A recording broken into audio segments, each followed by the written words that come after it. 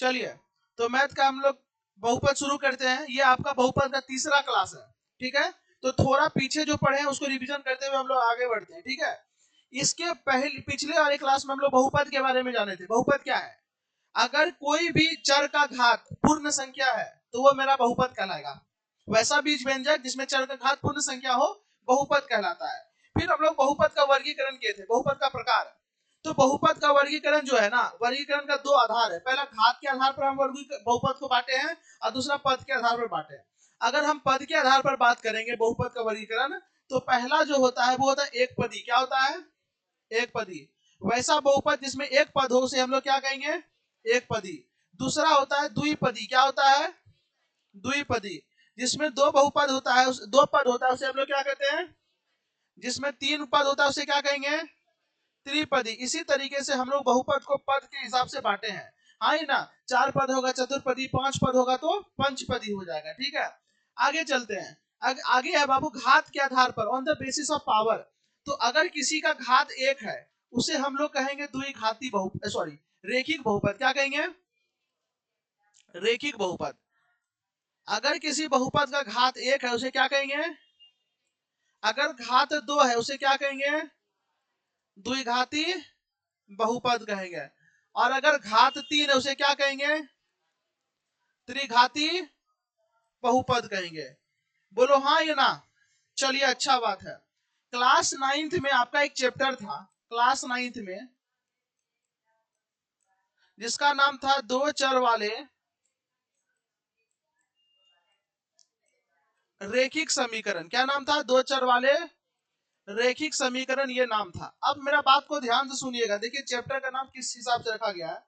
नाम था आपका दो चर वाले रेखिक समीकरण। इसका मतलब क्या हो गया? दो चर होना चाहिए। क्या चर होना चाहिए? दो चर। और रेखिक समीकरण होना चाहिए। रेखिक समीकरण का मतलब क्या होगी? घात एक आना चाहिए। घात क्या आना चाहिए?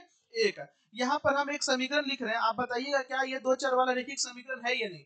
हम लिखते हैं 2x प्लस 3y बराबर में 5। आप बताइए, यहाँ पर देखिए x का घात क्या है, y का घात क्या है।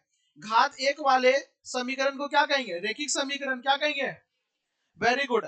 अब यहाँ पर देखिए क्या चर है, एगो x एगो चर है और y एगो चर है, इसीलिए इसको हम लोग कहेंगे दो घात, दो पद, क्या कहते हैं, दो चर। दो चर वाला रेखिक समीकरण। क्या कहेंगे? दो चर वाला रेखिक समीकरण। इसको आप क्लास नाइन्थ में पढ़े थे। लेकिन अगर हम इसी के साथ एक और लिख दे 3x प्लस 5y बराबर 7, तो ये भी दो चर वाला रेखिक समीकरण, ये भी दो चर वाला रेखिक समीकरण, यानी दो को हो गया। दो को हम लोग क्या बोलते हैं? जोड़ा या युग्म बोलते हैं। क्या बोलते हैं? युग्म। इसीलिए क्लास 10th में ये चैप्टर आपको पढ़ना है, दो चार वाले रेखिक समीकरण के युग्म के युग्म। तो आपको हमेशा किस इक्वेशन को देखना रहेगा? इसी इक्वेशन को देखना रहेगा। क्या बात समझ में आ रहा है क्या? क्लास 10th में ही आपको पढ़ना है द्विघाती समीकरण। कैसा समीकरण? द्विघाती समीकरण। देखिए द्विघाती बहुपद है, यहाँ द्विघाती समीकरण होगा। जैसे लिखा रहेगा ऐसे 5x square plus 3x plus 2 बराबर 0। ये हो गया आपका द्विघाती समीकरण हो गया। क्या हो गया? द्विघाती। घात कितना है? दो है, तो द्विघाती समीकरण हो गया। तो बात यहाँ पर है कि द्विघाती बहुपद और द्विघाती समीकरण में अंतर क्या है? बस एक ही अंतर है। अगर इस जीरो को हटाइए तो ये बन गया द्विघाती बहुपद, और बराबर में जीरो दे दीजिए। तो अगर बराबर में जीरो दे देंगे तो ये क्या बन जाएगा? द्विघाती समीकरण, और कोई अंतर नहीं है। अब मेरा बात समझ में आ रहा है क्या? अगर बराबर वाला टर्म हटा देंगे तो बराबर कुछ नहीं देंगे, तो ये बन गया बहुपद। बहुपद क्या बन गया? तो इसको कहेंगे दो चर वाले रेखिक बहुपद। और बराबर में अगर हम कुछ छू दे देंगे तो ये बन गया दो चर वाला रेखिक समीकरण। अब मेरा बात समझ में आ रहा है क्या? चैप्टर का नाम क्यों रखा गया द्विघाती समीकरण? चैप्टर का नाम क्यों रखा गया दो चर वाला रेखिक समीकरण? या फिर दो चर वाला रेखिक समीकरण का युग्म? तो ये सारा का सारा जवाब आपका यहाँ पर है। तो आप ये माइंडसेट आपका ये रहना चाहिए कि चैप्टर का दो चर वाला रेखिक समीकरण है, इसका मतलब घात क्या होगा? एक होगा। दो चर का बात हो रहा है यानी दो घात होगा, या एक, सॉरी दो चर का बात हो रहा है, दो को चर होगा। ये तो होगा पहला x दूसरा y होगा। ये हो सकता है a b होगा या p q, कोई भी दो चर। जरूरी x y ही होगा ऐसा जरूरी तो नहीं है। कोई भी दो चर होगा, x y हो सकता है, p q हो सकता है, a b हो सकता है। हाँ ये ना, कोई भी दो चर होगा, कोई दिक्कत वाली बात नहीं है। चैप्टर का नाम समझ में आ रहा है क्या? आगे आपको पढ़ना क्या है? अभी आपका चैप्टर 2 है बहुपद। बहुपद के बाद क्या होगा? दो चर वाले रेखिक समीकरण का युग्म, ये पढ़ना रहेगा। तो वो भी इसी से रिलेटेड है, आपको टेंशन नहीं लेना। चलिए अच्छी बात है, ये चीज आप समझ गए। तो ये हम लोग घात के आधार पर भी हम लोग बहुपद को बांटे। एक घात वाला को हम बोले हैं रैखिक, दो घात वाला को बोले हैं द्विघाती, तीन घात वाला को बोले हैं त्रिघाती। चलिए अब हम लोग आगे बढ़ते हैं, ठीक है ना। शून्य बहुपद भी पढ़ाए थे जिसका गुणांक क्या हो, शून्य हो। अब हम लोग चलते हैं बहुपद का मान। अब हम लोग आज का क्लास को शुरू करते हैं। इसके पीछे जो है ना पढ़े हुए थे उसी को हम लोग थोड़ा सा रिकेप कर रहे थे, रिवीजन कर रहे थे। आज का क्लास को शुरू करते हैं, एकदम ध्यान से सुनिएगा, पूरा का पूरा एकदम शांति से सुनिए। देखिए क्या है बाबू बहुपद का मान, इसी को इंग्लिश में हम लोग बोलते हैं वैल्यू ऑफ पॉलिनोमियल। अब ये वैल्यू ऑफ पॉलिनोमियल है क्या, हम यहाँ पर एक बहुपद रख लेते हैं, जैसे 2x + 3, ये मेरा एक बहुपद है। अब आप बहुपद को बांट सकते हैं, इसका नाम आप खुद से रख सकते हैं। क्योंकि आप देख रहे हैं कि इस x का घात 1 है, तो इसको बोलेगा बच्चा कि ये रेखिक बहुपद है, एकदम सही है। और बच्चा देख रहा है इसमें दो पद है, इसका मतलब ये द्विपदी बहुपद है, ये भी सही है। तो कम से कम अब आप इसको देख करके, बहुपद को देख के आप नाम रख सकते हैं उसका, यस यू नो। चलिए अच्छी बात है। अब यहाँ पर ये मेरा एक बहुपद है, बहुपद को हम लोग इंडिकेट करते हैं px से। किससे, px, क्यों, क्योंकि बहुपद को इंग्लिश में बोलते हैं पॉलिनोमियल। क्या बोलते हैं, पॉलिनोमियल। इसीलिए p का मतलब हो गया पॉलिनोमियल, x का मतलब हो गया ना आगे आने वाला जो बहुपद, उसमें चर जो है वो x है। क्या है, चर x है। कहेंगे नहीं समझ में आया, आप क्या बोल दिए। जैसे हम लिखेंगे p, अभी हमको मालूम नहीं है, लिखेंगे 2t + 3 या 2t + 5 लिख दिए, ठीक है ऐसा। तो यहाँ पर क्या चीज है जो बदलेगा, t बदलेगा, तो इसके अंदर हम लिखेंगे t। अब मेरा बात समझ में आ गया। तो अंदर में क्या लिखा था, जिसका मान बदलेगा, यानी चर का मान लिखा था। किसका मान लिखा था, चर का मान लिखा था। जैसे हम यहाँ लिखेंगे p, अभी हमको मालूम नहीं है, हम यहाँ लिखे हैं a + 3, तो बताना यहाँ पर किसका मान रखाएगा, a का मान, क्योंकि a का मान यहाँ बदलेगा। तो जिसका मान बदलेगा अर्थात जो चर रहेगा उसका मान हम लोग यहाँ पर लिखते हैं। कोई दिक्कत वाली बात नहीं है, बहुत अच्छा बात है। चलिए अब हम लोग समझते हैं। देखिए यहाँ पर क्या है, बहुपद का मान निकालना है। अब यहाँ पर चर है, चर का मान तो कुछ भी हो सकता है, क्योंकि चर का मतलब ये होता है जिसका मान क्या हो, निश्चित नहीं हो, कुछ भी हो सकता है। अभी हम क्या करते हैं, इस बहुपद में x की जगह पे रख देते हैं 0। क्या रख देते हैं, 0, यानी x की जगह पे क्या रख दिया, 0। तो यहाँ देखिएगा 2, x की जगह पे 0 और जोड़ 3, तो मेरा क्या आ गया, 2 × 0 0 और जोड़ 3, यानी कि आ गया मेरा 3। तो जब हम x का मान 0 रखे तो मेरा बहुपद का मान क्या आया, 3। तो ये जो 3 है, ये 3 कहलाएगा बहुपद का मान। ये क्या कहलाएगा, बहुपद का मान, बहुपद का मान कहलाएगा, बहुपद का मान। मेरा बात समझ में आ रहा है, नहीं आया कोई दिक्कत नहीं। यहाँ पे देखिए हम यहाँ पर भी क्या कर देते हैं, इस एक जगह आप कहिएगा कि सर 0 ही रखेंगे, नहीं रे बाबा, कुछ भी रखो ना, जो मैंने आप वो रखिए। हम यहाँ पर रख देते 1, क्या रख देते 1, तो मेरा देखो 1 की जगह पे 1 हो गया और जोड़ में क्या आ गया 3, यानी कितना आ गया 4। तो ये 4 कहलाएगा आपका बहुपद का मान। क्या कहलाएगा, बहुपद का मान, बहुपद का ये वैल्यू हो गया इस पॉलिनोमियल का। जब हम किसी भी चर का मान रखेंगे और जो हल करने पर जो भी प्राप्त होगा वो बहुपद का मान कहलाएगा। क्या कहलाएगा, बहुपद का मान कहलाएगा। अभी मान लीजिए इसी समीकरण में हम यहाँ पर 0 ना रखे, कुछ और रख दे। क्या रख दे, कुछ और। क्या रखना है बाबू, कुछ और रख देते हैं। हम इसी जगह पे 2 रख देते हैं। तो देखिए यहाँ पर हम 2 रखेंगे, तो यहाँ पर क्या हो गया, 2x + 3, 2 की जगह पे 2 रहेगा, x की जगह पे ना 2 रखेंगे और प्लस में 3, यानी 4 + 3, यानी कितना आ गया 7। तो बहुपद का मान क्या आ रहा है, तो एक बहुपद का मान एक ही आ रहा है कि एक से ज्यादा आ रहा है। तो बहुपद का मान अनिश्चित हो सकता है। क्या हो सकता है, अनिश्चित।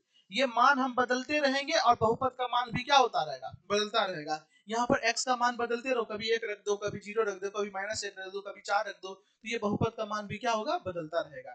तो आप कह सकते हैं किसी भी बहुपद में चर का मान रखने पर प्राप्त मान, ध्यान से सुनो, किसी भी बहुपद में चर का मान रखने पर प्राप्त मान बहुपद का मान कहलाता है। तो इस बहुपद के लिए मान क्या हो गया, 3 4 5, जो निकलेगा वो बहुपद का क्या कहलाएगा, मान कहलाएगा। क्या कहलाएगा, मान कहलाएगा। क्या कहलाएगा, मान, मेहमान नहीं, मान कहलाएगा। बात समझ में आ रहा है क्या, चलिए अच्छी बात है, आप चीजों को समझ पा रहे हैं। अभी यहाँ पर देखिए, इसमें भी देखिएगा, हम यहाँ पर क्या करते हैं, t की जगह पे क्या रख दे, तो t की जगह पे हम यहाँ रख देते हैं -5/2। क्या रख देते हैं, कुछ भी रख सकते हैं। हम फिर बोल रहे हैं, ये नहीं बोलिए सर -5/2 ही क्यों रखे, हाँ सही बात, आप 1 रख दीजिए, आपको जो रखना रखिए, कोई मना नहीं है, हाँ ना, बहुत वैल्यू हो सकता है किसी भी एक बहुपद का। यहाँ पे हम रख दिए हैं -5/2। अब यहाँ पर देखो 2 का 2, t की जगह पे हम क्या रख दिए, -5/2। इधर ध्यान देना है, नीचे नहीं। अब यहाँ पे देखो ये दो दो कट गया, हाँ ये ना, तो मेरा बचा क्या, -5 और प्लस में 5, कट के क्या आ गया, 0। ये 0 जो है ना एक स्पेशल है, 0 क्या है, स्पेशल है। अभी देखिए हम और भी वैल्यू रखते हैं, हम यहाँ पे 1 रख देते हैं, t की जगह क्या रख देते हैं, 1 है, तो t की जगह 1 जोड़ 5 मेरा कितना आ गया, 2 जोड़ 5 कितना आ गया मेरा बाबू, 7 आ गया, कितना आ गया, 7। क्या मेरा बात समझ में आ रहा है, क्या मेरा आ गया 7। बहुपद का मान कितना आया, 7। बहुपद का मान कितना आया, 0। कितना आया, 0। बहुपद का मान कितना आया, 4। अब यहाँ पर हम क्या रख देते हैं, एक जगह पे कुछ भी रखना है तो कुछ की जगह पे -3 रखते हैं, क्या रखते हैं, -3। तो यहाँ पर एक जगह पे -3 और +3 ऑलरेडी है, बराबर में क्या आ गया, 0। हाँ ये ना, तो आप देखिए जब हम यहाँ पर p का मान 1 रखे तो 7 आया, और p का मान -5/2 रखे तो 0 आया। तो क्या देखिएगा, p का वैसा मान जिसको रखने पर वो बहुपद में 0 हो जाए, पूरा बहुपद क्या हो जाए, 0 हो जाए, डूब जाए, पूरा बहुपद खत्म हो जाए। 0 का मतलब क्या, पूरा बहुपद ही खत्म, 0 हो गया, शून्य हो गया। तो याद रखिएगा, किसी भी बहुपद में चर का वैसा मान जिसको रखने पर, ध्यान से सुनना, जिसको रखने पर ऊपर बहुपद 0 हो जाए उसे बहुपद का शून्य कहेंगे। क्या कहेंगे, शून्य।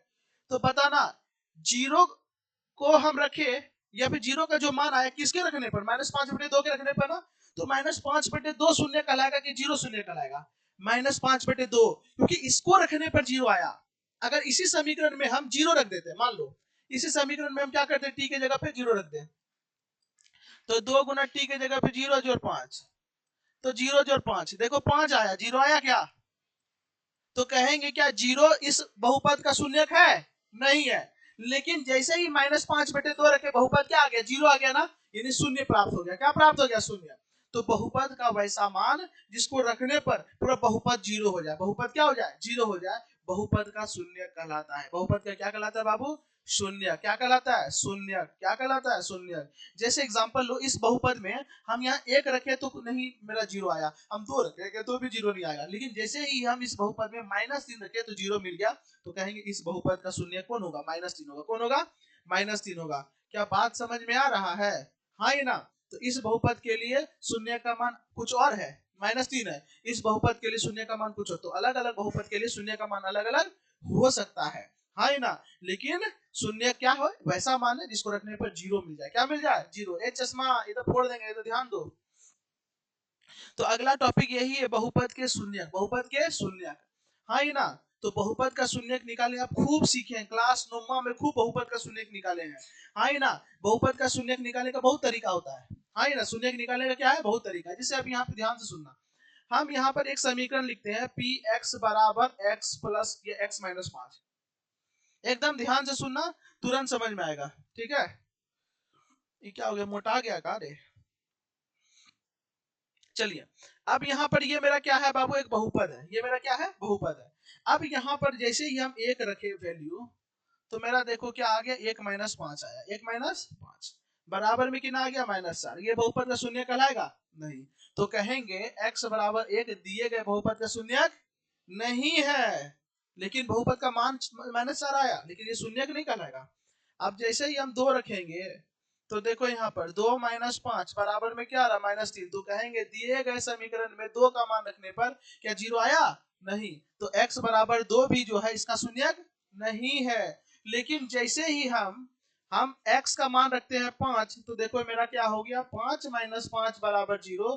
तो हम कहेंगे x बराबर 5 जो है वो दिया गया बहुपद px, px है ना बहुपद है, px का हो x -5 को का क्या है, शून्यक है। क्या है, शून्यक है, यानी जीरोज है।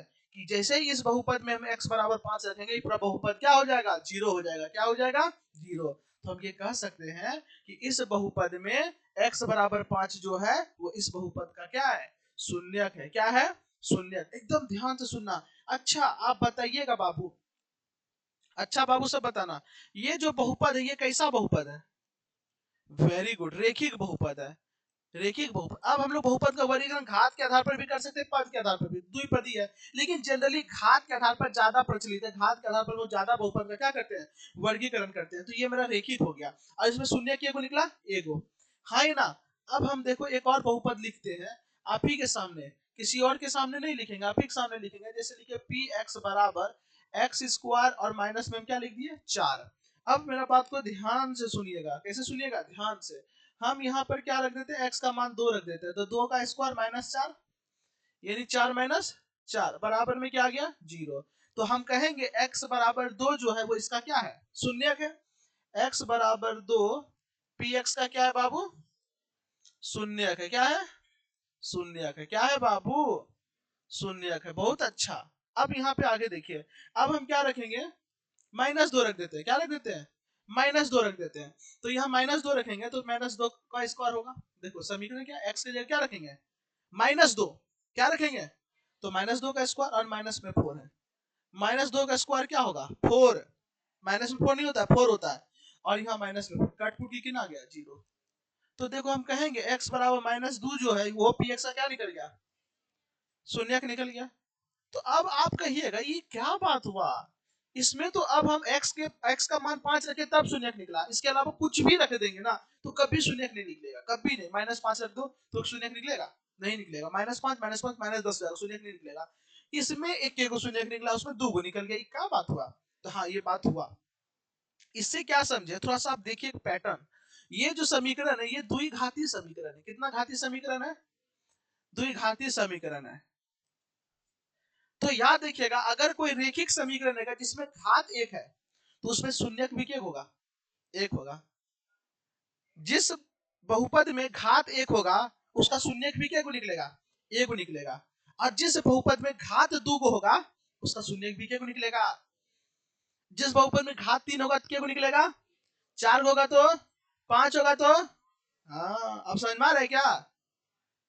लेकिन एक चीज और है, जिस बहुपद में 2 घात है तो उसे कभी भी 2 से ज्यादा शून्यक नहीं निकल सकता है। तो ये क्वेश्चन खूब पूछेगा, 2 घात वाले बहुपद में शून्यकों की संख्या होती है 2, 3 घात वाले बहुपद में शून्यकों की संख्या होती है 3। अब शून्यकों की संख्या का मतलब क्या, यानी अगर कोई एक घात वाला बहुपद अर्थात रेखिक है तो एक ऐसा संख्या होगा, एक ऐसा बाप क्या कहते हैं, कौन सी बोलते हैं उसको, माय का लाल होगा। हाँ देखो ये सही, बाप का लाल बोल दिया, बाप का लाल भी होता है।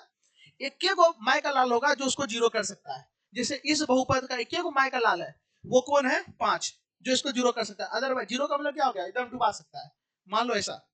उसके अलावा कोई बाप क्या कहते हैं, बाप और माय का लाल नहीं है जो इसको डुबा सकता है। लेकिन इसमें 2 गो है, क्या गो है 2 गो, एक 2 है x बराबर 2 और दूसरा x बराबर -2, ये दोनों इसको डुबा सकता है। और अगर त्रिघाती रहेगा तो 3 को ऐसा है जो उसको डुबा सकता है, और चतुर्घाती रहेगा तो, पंचघाती रहेगा तो।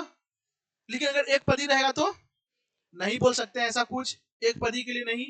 एक पदी में हो सकता है वो एक घाती भी हो जाए, द्विघाती भी हो जाए, त्रिघाती भी हो जाए, तो वहां पे नहीं बोल सकते हैं ना। बात समझ में आ रहा है क्या। तो यहाँ से एक बहुत बढ़िया बात सीखे ऑब्जेक्टिव के लिए, यहाँ से ऑब्जेक्टिव के लिए बहुत अच्छा चीज सीखे नोट दे करके,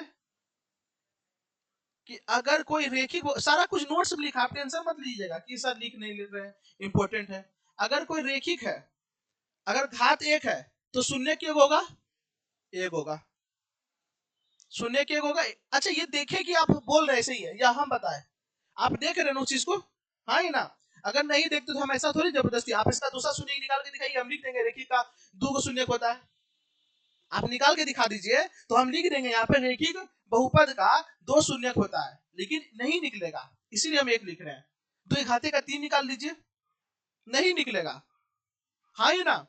तो याद रखिएगा अगर कोई द्विघाती मेरा बहुपद है, द्विघाती बहुपद है उसमें शून्य के होता है 2 गो, और त्रिघाती का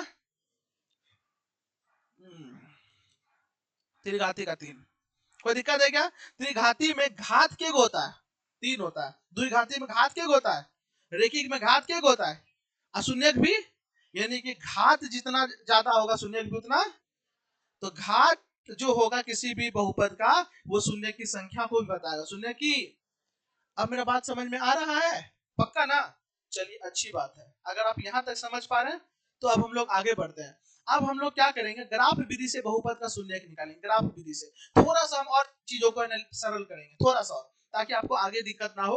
अगर आप मेरा बात को सुनिएगा तो आगे आपको दिक्कत नहीं होगा, थोड़ा सा टाइम दीजिएगा हमको। देखो एक ही बात समझो, मेरा बात को ध्यान सुनना। जैसे कई एक ही चीज है, अलग अलग जगह पे अलग अलग नाम है। जैसे कि बिहार में हम लोग मुढ़ी को मुढ़ी बोलते हैं, और वही मुढ़ी अलग जगह पे मुढ़ी नहीं बुलाता है। कुछ अलग अलग जगह कहीं मुड़मुड़े भी बोलता है, कुछ अलग अलग जगह, जैसे यहाँ झालमुड़ी कई जगह भेलपुरी बोलता है, वही चीज होता है ना। क्या अंतर होता है भेलपुरी या झालमुड़ी में? क्या अंतर होता है? मीठा होता है।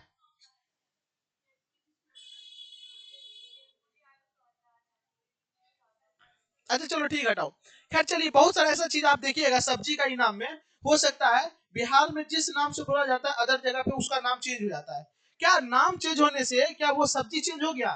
क्या उसका टेस्ट चेंज हो गया? उसका बिहेवियर चेंज हो गया? उसका गुणधर्म चेंज हो गया? नहीं हुआ। उसी तरीके से ध्यान दीजिएगा, जब भी हम, ध्यान से सुनिएगा, जब भी हम, कैसा नहीं हो गया है, पगलेट हो गया ही लगता है।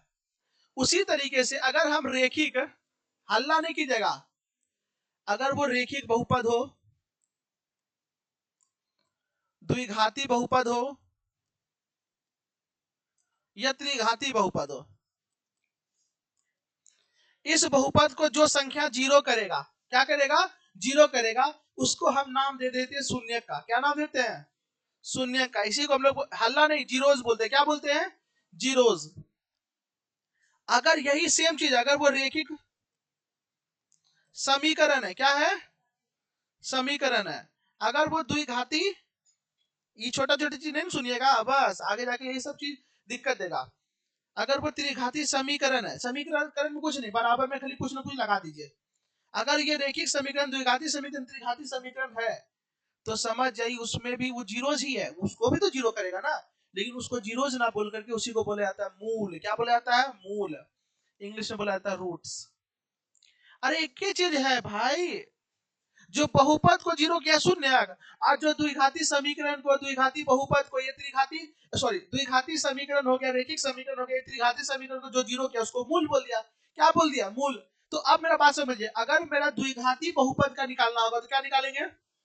द्विघाती समीकरण का मूल। तो क्लास 10th का चैप्टर 4 है द्विघाती समीकरण। तो बताओ उसी द्विघाती समीकरण जो है, जिसमें आपको क्या निकालना रहेगा? शून्य की मूल। मूल निकालने देगा। क्या निकालने देगा? मूल। क्या निकालने देगा? तो क्या मूल और रूट अलग अलग चीज हो गया? अरे एक है, नाम अलग अलग है, एक ही चीज है। क्या है? एक ही चीज है। बस अंतर यही है कि जैसे मान लेते हैं, अगर इसमें रेखिक है, रेखिक में x का मान जो निकलेगा, हाँ ना, वही मेरा शून्य का मान कहलाएगा। एक्स का मान जैसे एक निकल गया, एक्स का मान दो, जो उसको जीरो कर दे, क्या करते हैं? जीरो कर दे। लेकिन वहीं पर अगर रेखिक समीकरण में अगर एक शून्य निकला ना, उसी को बोला जाता है अल्फा। क्या बोला जाता है? खाली नाम चेंज कर दिया। क्या बोला जाता है? अल्फा। द्विघाती समीकरण का दो को मूल निकलेगा तो एक को बोलेगा अल्फा, दूसरे को क्या बोलेगा? बीटा। क्या बोलेगा? अगर वो त्रिघाती है उसका भी तीन को नाम हो जाएगा, एक का नाम हो जाएगा अल्फा, एक का नाम हो जाएगा बीटा, एक का नाम हो जाएगा गामा। क्या नाम हो जाएगा? गामा। तो आपको टेंशन नहीं लेना है, समझ में आया तो भी ठीक, नहीं आया तो भी ठीक, बस खुश रहिए। हाँ ही ना, टेंशन नहीं लेना, क्योंकि इसको आगे पढ़ना है चीजों को। तो ध्यान से सुनिएगा, अगर द्विघाती बहुपद रहे, रेखिक बहुपद रहे, त्रिघाती बहुपद रहे, शून्य जो निकालेंगे उसको हम शून्य बोलेंगे, और उसी शून्य को समीकरण में मूल बोला जाता है। क्या बोला जाता है? मूल। क्या बोला जाता है? मूल। क्या बोला जाता है? मूल, रूट्स बोला जाता है। अगर वो रेखिक समीकरण रहेगा तो अल्फा बोलेंगे, अगर द्विघाती समीकरण रहेगा तो जानते हैं दो शून्य निकलता है, तो पहला शून्य को अल्फा बोल देते हैं और दूसरे शून्य को बेटा नहीं बीटा बोल देते हैं। क्या बोल देते हैं? बीटा। और अगर वो त्रिघाती रहेगा तो तीन को, तो पहला को अल्फा बोल रहे हैं, दूसरे को बीटा बोले, तीसरे को खाली बोलेंगे गामा। क्या बोलेंगे? गामा। तो alpha beta gamma, alpha beta, alpha beta. अगर किसी का केवल एक ही को मूल निकल रहा है, केवल अल्फा, तो वो क्या है? रेखिक समीकरण है। अगर दो को मूल निकल रहा है अल्फा बीटा, तो क्या है? द्विघाती समीकरण। अगर तीन को निकल रहा है तो त्रिघाती समीकरण। आप समझ रहे हैं चीजों को? पक्का ना? चलिए अच्छी बात है। चीजों को हम क्या करें, थोड़ा सा आगे के लिए भी आप लोग को तैयार करें ताकि आगे दिक्कत ना हो, हर चीज को रिलेट करके समझिए। अब हम लोग समझते हैं बाबू ग्राफ विधि से बहुपद का शून्य। आइए ग्राफ विधि से हम लोग चीजों को समझते हैं। यहाँ पर हम एक कॉलम खींचते हैं, ये क्या है? दरार। यहाँ पर हम लिख देते हैं रेखिक, हालांकि अभी तो हम रेखिक बहुपद के बारे में ही बात करेंगे।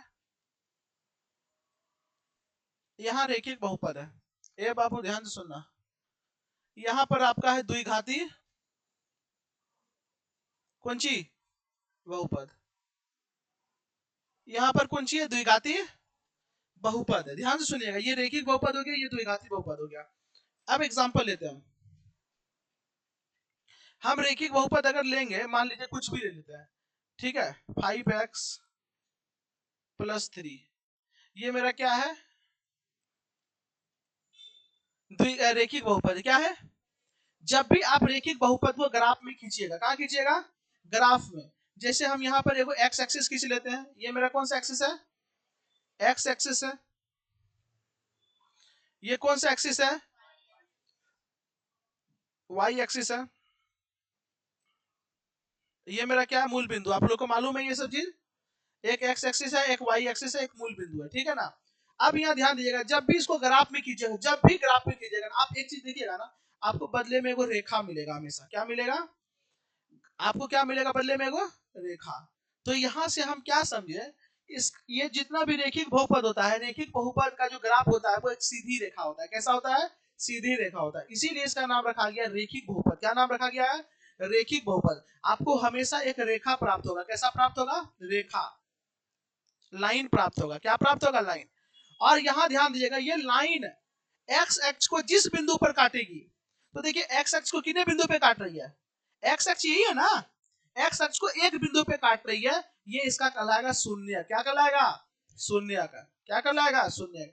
अब चूंकि रेखिक बहुपद का एक शून्य होता है, तो हमेशा ये रेखा कितना बिंदु पे काटेगा, एक बिंदु पे काटेगा। कभी ये दो बिंदु पे नहीं काटेगा। इस चीज आपका ध्यान रखिएगा, हमेशा ध्यान रखिएगा। रेखिक बहुपद जब भी रहेगा ना, अगर कोई रेखिक बहुपद है, तो वो हमेशा जब भी उसका ग्राफ खींचेंगे, तो वो एक्स एक्स को एक ही बिंदु पर काटेगा, क्योंकि जो बिंदु पे काटेगा वही शून्य कहलाएगा। क्या कहलाएगा, शून्य कहलाएगा। क्या कहलाएगा, शून्य। तो रेखिक बहुपद का शून्य की संख्या कितनी होती है, एक होती है। कितनी होती है, एक होती है। और अगर हम इसी में द्विघाती बहुपद लेते हैं,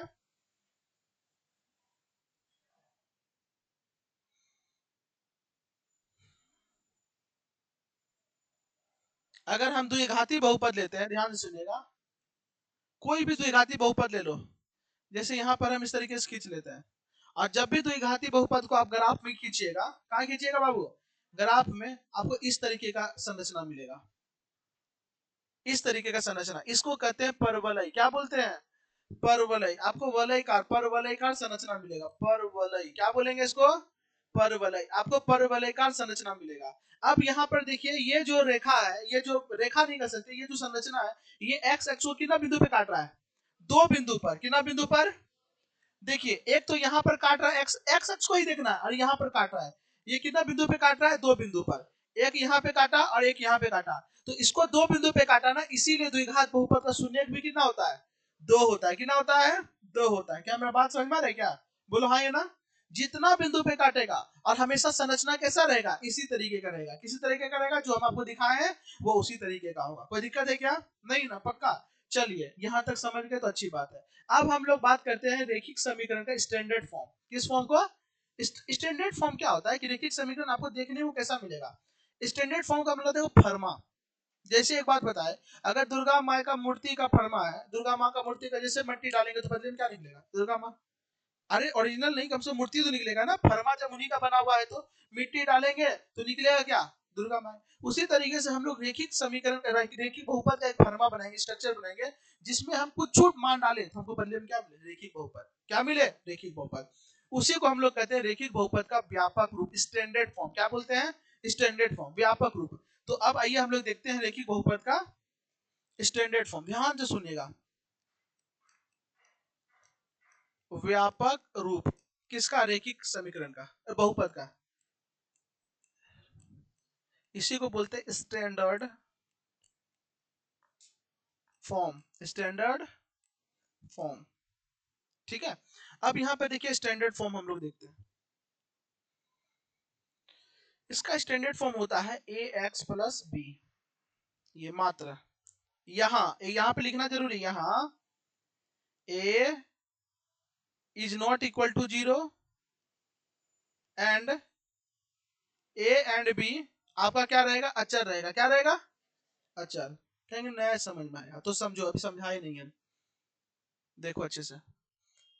यहाँ पर हम क्या लिखे, ए एक्स प्लस बी, यहाँ A is not equal to 0 और ए और बी क्या, अचर। अचर का मतलब कोई भी मान रखिए। अब देखिए, हम एक की जगह पर रख देते हैं क्या, 2, एक्स का एक्स रहेगा, बी की जगह पे 3, क्या निकला, रेखिक बहुपद। क्या निकला, रेखिक बहुपद। अब एक की जगह रख दीजिए माइनस, एक की जगह रख दीजिए -3, एक्स का एक्स रहेगा, और बी की जगह रख दिया आप 4, क्या निकल के आ गया, कुछ भी रखिए, लेकिन यहाँ एक बात बोला, ए का मान 0 नहीं रखना है, ए का मान 0 नहीं। अगर हम ए का मान 0 रख देंगे, 0 गुना एक्स, अब प्लस में 3 रख देंगे, तो 0 गुना एक्स 0, 0 प्लस 3, कोई इसको एक घात ही कहेगा, क्योंकि एक्स का घात एक है ही नहीं है, ये शून्य में चला जाएगा। कैसा बहुपद हो जाएगा ये? शून्य बहुपद, ये रेखिक नहीं। इसीलिए यहाँ पे साफे बोल दिया है कि जिसके नाम से हम जाने जाते हैं उसी को अगर मार देंगे तो काम चलेगा नहीं। इसीलिए यहाँ ए नहीं, बी 0 हो सकता है, बी 0 हो सकता है। क्या मेरा बात समझ में आ रहा है क्या? तो ए एक्स प्लस बी जो है ये किसका स्टैंडर्ड फॉर्म है? रेखिक बहुपद है। किसका है? याद रखना है ये चीज। अगर यही कहेगा रेखिक समीकरण, बराबर में बस 0 लगा देना। क्या लगा देना? 0 मात्र। तो रेखिक बहुपद का स्टैंडर्ड फॉर्म क्या होता है, व्यापक रूप क्या होता है? A x plus B, A x plus A x plus A x plus A x plus A x plus B होता है। बात समझ में आ रही है क्या? रेखिक बहुपद का स्टैंडर्ड फॉर्म बोलो, ए एक्स प्लस बी।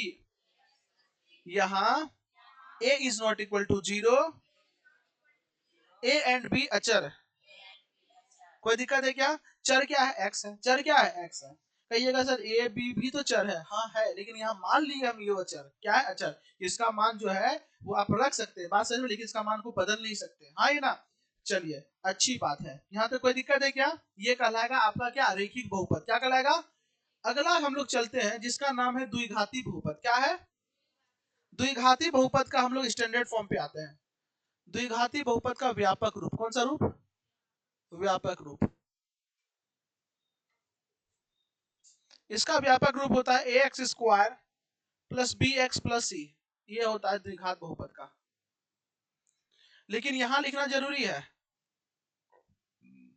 अच्छा एक बात बताओ, इसको द्विघात किसको देख करके बोले? एक्स स्क्वायर को देख के ना बोले।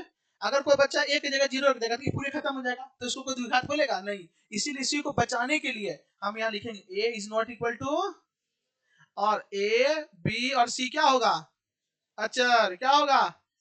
अब आप समझ रहे हैं? ठीक है, थोड़ा सा डिटेल में लेके जा रहे हैं, थोड़ा सा आपको हो सकता है कंफ्यूजन, लेकिन कोई दिक्कत नहीं है, ध्यान से देखते रहिएगा। कोई भी चीज एक बार में नहीं समझ में आता है, धीरे धीरे आता है। अब यहाँ देखिए, हम ए की जगह पे रख देते 2, तो 2x स्क्वायर, बी की जगह रख देते 3, कुछ भी रखिए, ऐसा जरूरी नहीं, यहाँ लिख देते 4। तो ये मेरा क्या निकल के आ गया? द्विघात बहुपद। क्या निकल के आ गया? आप कोई भी वैल्यू रखिए, ये एक ऐसा फर्मा, इसीलिए तो बोले इसको स्टैंडर्ड फॉर्म, व्यापक रूप स्टैंडर्ड फॉर्म। क्यों? क्योंकि एक फर्मा है। जैसे डालिए आप वैल्यू, आप एबीसी का मान रखिए, आपको बदले में क्या निकलेगा? द्विघात। अगर ये द्विघात बहुपद का फर्मा है तो द्विघात बहुपद निकलेगा, और अगर ये रेखिक बहुपद का फर्मा है तो रेखिक बहुपद निकलेगा। इसीलिए इसको बोलते हैं स्टैंडर्ड फॉर्म। जब भी आपको देखने को मिलेगा द्विघात बहुपद, इसी फॉर्म में देखने को मिलेगा। क्या बात समझ में आ रहा है क्या? Yes you know? हाँ ही ना? फुल कॉन्फिडेंट होके बोलिए, अगर कोई दिक्कत है तो अभी पूछिए ऑन द स्पॉट। हाँ ही ना? ये इसमें दिक्कत है। चलो यहाँ ध्यान देना। अब यहाँ पर देखिए, व्यापक रूप का मतलब क्या होगा? स्टैंडर्ड रूप जनरली किस रूप में देखने को मिलेगा? इस रूप में, ax प्लस बी। अगर b को 0 भी कर देंगे तो कोई दिक्कत वाली बात नहीं है। हाँ ही ना? a का मान बदलते रहो, आपको देखिए उसके बदले में जो मिल जाए वो आपका क्या कहलाएगा? x का मान, हम तो बहुपद का मान निकालेंगे तब ना मान बदलेंगे। हमारा बात समझो, हमको तो बहुपद निकालना है ना। हम इसका जो भी मान बदलते रहेंगे, बदले में जो आते रहेगा आते रहेगा आते रहेगा आते रहेगा, क्या कहलाएगा? रेखिक बहुपद कहलाएगा। और यहाँ पर भी एबीसी का मान बदलते रहो, जो बदले में मिलेगा क्या कहलाएगा? द्विघाती बहुपद कहलाएगा। क्या कहलाएगा? द्विघाती बहुपद कहलाएगा। ये स्टैंडर्ड फॉर्म है। अभी एक बार नहीं, कई बार इसको पढ़ना, टेंशन मत लीजिए। जब हम चैप्टर 3 पढ़ाएंगे, दो चर वाले रेखिक समीकरण, तभी इस चीज का जिक्र करेंगे। हाँ ना? तब और थोड़ा डिटेल में करेंगे, क्योंकि उस समय तो स्पेशल हमको रेखिक बहुपद पढ़ाना, रेखिक समीकरण पढ़ाना रहेगा ना। आज जब हम चैप्टर 4 पढ़ाएंगे द्विघाती समीकरण, तो उस समय भी और हम इसको एक्सप्लेन करेंगे चीजों को। हाँ तुम बोलो, कहाँ पे बोली बाबू? अरे नहीं, हम सी की जगह पे -4 रख दिए। मेरा बात समझो, ये एक हो गया ना। हम लिखते हैं यहाँ पर हमको मान रखना है, ए का मान रखना है 2, बी का मान रखना है 3, और सी की जगह क्या रखना है? -4। हम कुछ भी रखेंगे, अचर है ना, कुछ भी मान रख सकते हैं। तो देखो, ए की जगह पे हम 2 रखेंगे तो 2x स्क्वायर हो गया, बी की जगह पे 3 रखेंगे तो 3x हो गया, और सी की जगह क्या रखेंगे? -4, तो माइनस प्लस -4। अब समझ में आया कैसे आया? यहूं पे तो माइनस आ सकता है, हम बी की जगह पे -3 रख देंगे तो नहीं आएगा। हम ए की जगह पे -2 रख सकते हैं, कोई दिक्कत वाली बात नहीं है। समझ में आ रहा है क्या? कोई दिक्कत? पक्का ना? चलिए, ये समझ गए। इसका ग्राफ कैसा होता है? परवलयिक आकार का। कैसा? परवलयिक आकार का। इसका शून्यक क्या होगा? क्या होगा? शून्यक 2 को होगा। शून्यक यानी कि 2 को होने का मतलब क्या होगा? ये एक्स अक्ष को कितना बिंदु पे काटेगा? एक्स अक्ष को 2 बिंदु पर क्या करेगा? इसका शून्यक क्या होता है? शून्यक क्या?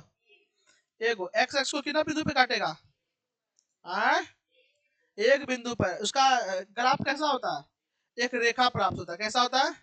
उसका क्या प्राप्त होता है? परवलय। चलिए अब हम लोग आते हैं क्वेश्चन पे। इतना पढ़ा दिया, अब क्वेश्चन आप लोग बना सकते हैं। अब नींद से आप लोग जाग जाइए। चलिए देखिएगा, ए यार ये क्या हम कर दिए।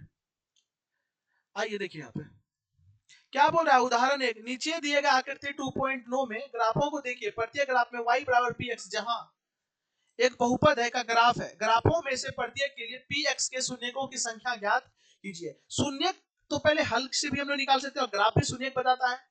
अब यहाँ पर देखिए, ये एक आपको साफ साफ नहीं दिख रहा होगा, हम जान रहे हैं साफ साफ आपको नहीं दिख रहा होगा, बात समझ में आ रही है? क्योंकि ये फोटो ही ऐसा, तो हम क्या कर सकते हैं। तो खैर कोई नहीं। आप यहाँ पे देखिए, ये वाला जो है ये एक्स अक्ष है, आप लोगों को मालूम है ये क्या है। दिखे या नहीं दिखे क्या मतलब, ऐसे है तो क्या है, ऊपर है तो वाई अक्ष है। अब ये देखिए, ये जो है ये कोई भी चीज का होगा, ये कितने बिंदु पे काटा है? एक बिंदु पे काटा है। कितना बिंदु पे काटा है? एक। आपसे पूछा क्या है? शून्यकों की संख्या। तो बताइए, जब एक्स अक्ष को एक बिंदु पे काटा है तो शून्य की संख्या एक। क्या होगा? एक। तो उसी चीज को हम लिखेंगे, क्वेश्चन नंबर एक लिखेंगे, शून्यकों की संख्या बराबर एक।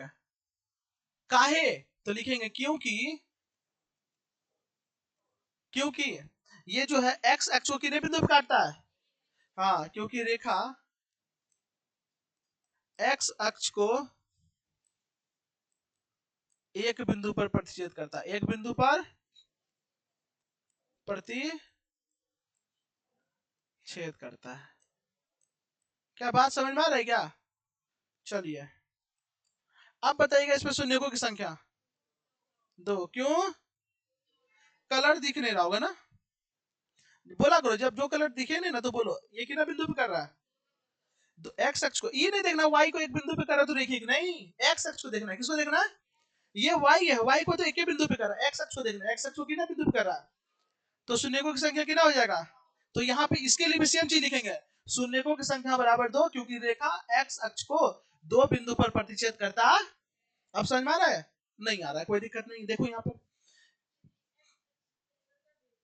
हाँ इसमें हो गया शून्यकों की संख्या। बूबू कितना हुआ इसका? दो। इसमें शून्य कितना हुआ? चलिए इसमें बताइएगा। वेरी गुड, एक बिंदु, दो बिंदु और तीन शून्य। तीन। आप समझ में आ रहा है क्या? नहीं आया समझ में? हाँ, जितना बिंदु पर एक्स अक्ष को काटेगा उतना शून्य होगा। 8 को काटेगा तो 8 होगा। समझ में आ रहा है क्या? चलिए आप बताइएगा, इसमें है यहाँ पे देखो ऐसे करके। अरे एक गो एक्स अक्ष के गो, हाँ तो शून्य के होगा, शून्य के बराबर एक। लिखना है, ऐसे थोड़ी है, लिखना है शून्यकों की संख्या बराबर है, क्योंकि एक्स अक्ष को एक बिंदु पर काटती है। समझ में? ऐसे लिखना रहेगा आपको, हम तो बता रहे हैं अभी आपसे। अब यहाँ बताइएगा, जीरो नहीं, एक बिंदु पे टच कर रही है। कितने बिंदु पर? एक बिंदु पर। हाँ ना, उससे कोई मतलब नहीं है, टच तो कर रही है ना उसी बिंदु को। हाँ ना, तो इसमें भी शून्यकों की संख्या क्या हो जाएगा? एक बिंदु पे टच कर रही है ना, तो शून्यकों की संख्या एक होगा। शून्य के बराबर क्या हो जाएगा? एक हो जाएगा। अब बताइएगा, इसमें एक दो तीन चार, तो शून्य कितना हो गया? अब आप समझ गए शून्य कितना हो गया? कोई दिक्कत है क्या? नहीं ना। लिखना है आपको, क्या लिखना है कि चूंकि चूंकि शून्यकों की संख्या बराबर एक, क्योंकि एक्स अक्ष को, हम जो बोल रहे हैं ध्यान से सुनिएगा, एक्स अक्ष को एक बिंदु पर काटती है। शून्यकों की संख्या बराबर एक, क्योंकि एक्स अक्ष को एक बिंदु पर काटती है, टच करती है, स्पर्श करती है, लिख सकते हैं। शून्यकों की संख्या बराबर एक दो तीन चार, क्योंकि यह एक्स अक्ष को चार बिंदु पर काटती है या स्पर्श करती है। कोई दिक्कत नहीं ना। अभी और देखिए आप, एक्सरसाइज 2.1 समझिए। 2.1 क्वेश्चन क्या बोला है कि किसी बहुपद px के लिए y बराबर px का ग्राफ नीचे 2.10 में दिया गया है। प्रत्येक स्थिति में px के शून्यकों की संख्या ज्ञात करें। आप बताइए शून्यकों की संख्या क्या होगा? वेरी गुड, x अक्ष को काटा है। चलिए अब आप लोग तेज हो गए, तो लिखेंगे शून्यकों की संख्या बराबर शून्यकों की संख्या बराबर क्या? क्योंकि x अक्ष को किसी भी बिंदु पर प्रतिच्छेद नहीं करती। आप समझ में आया? Very good. नहीं आया समझ में? चलो इसको देखो, कितना बिंदु पे काट रहा है? अरे एक बिंदु पर हमको x से कोई y से कोई मतलब नहीं, x को देखना है, तो शून्यकों की संख्या क्या हो जाएगा, हम सीधा लिख देते हैं शून्य बराबर एक, शून्य बराबर, कोई दिक्कत नहीं ना।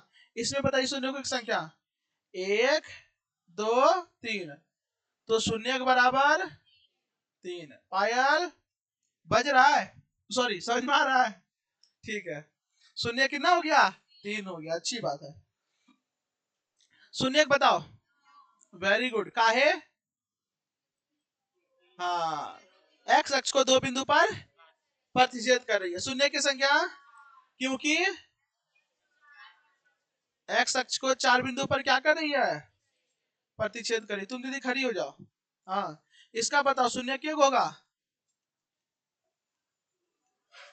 एक दो, क्योंकि ये तीन बिंदु पर क्या कर रही है, स्पर्श कर रही है, प्रतिच्छेद कर रही है। बैठ जाओ, आप समझ में आया शून्य की संख्या कैसे निकालें, ग्राफ की मदद से, हाँ ही ना।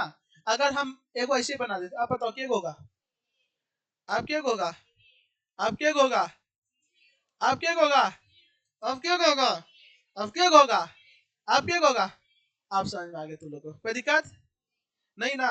चलो एक और बताएगा, अब बताओ, एक दो, समझ में आ गया, कोई दिक्कत, कोई दिक्कत नहीं ना, समझ में आया, झूठ नहीं बोलना।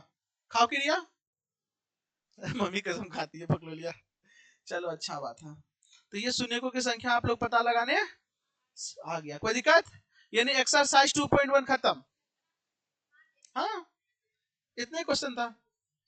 हम क्या बोले, अगर आप कंसेप्ट यहाँ पे पढ़ लेते हैं ना अच्छे से, ध्यान से सुनना, अगर यहाँ पे आप कंसेप्ट अच्छे से पढ़ लेते हैं ना, तो एक्सरसाइज में टाइम नहीं लगता। एक्सरसाइज वैसे भी टाइम नहीं लगता, लगता है क्या, हाँ। लेकिन अभी बताइए, इसी चीज को समझाने के लिए हम 3 दिन लगाए, कितना दिन, 3 दिन। पहले बेसिक चीजों को जाने, उसके बाद हम यहाँ पर आए। अब कल आप लोग पढ़िएगा थोड़ा सा और बेसिक, ठीक है। तब हम लोग क्या करेंगे, 2.2 बनाने लायक हो जाएंगे। समझ में आ रहा है क्या, 2.2, कोई दिक्कत नहीं ना। चलिए अच्छी बात है, ये ज्यादा दिन चैप्टर ये चलने वाला नहीं है, चैप्टर तुरंत शर्ट से खत्म हो जाएगा। क्लास 9 का चैप्टर 2 बहुत बड़ा है, 1 महीना तक पढ़े थे, ये छोटा है, ठीक है। सर्वांग क्षमता नहीं, बहुपद, बहुत दिन तक पढ़े थे हम उसको, पढ़े थे कि नहीं। चलिए, खैर कोई नहीं, यहाँ तक कोई दिक्कत है क्या, नहीं ना। तो चलिए अब हम लोग नेक्स्ट क्लास में हम लोग आगे बनाएंगे, आगे हम लोग कंसेप्ट पढ़ेंगे, द्विघाती बहुपद और द्विघाती बहुपद और रेखीय बहुपद के बारे में, और आगे हम लोग जानेंगे। समझ में आ रहा है क्या। चलिए ठीक है, आज के क्लास को हम यही विराम दें, मैथ की क्लास को। चलिए ओके।